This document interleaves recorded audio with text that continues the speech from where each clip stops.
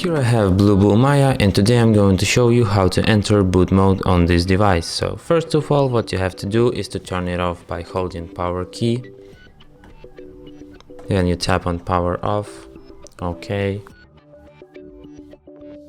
When device is completely switched off, what you have to do is to hold down power key and volume up for a few seconds to enter boot mode. So in the boot mode, use volume up to navigate and volume down to confirm your actions. You can enter recovery mode and fast boot mode from here. To exit boot mode, you just have to select the third option, normal boot.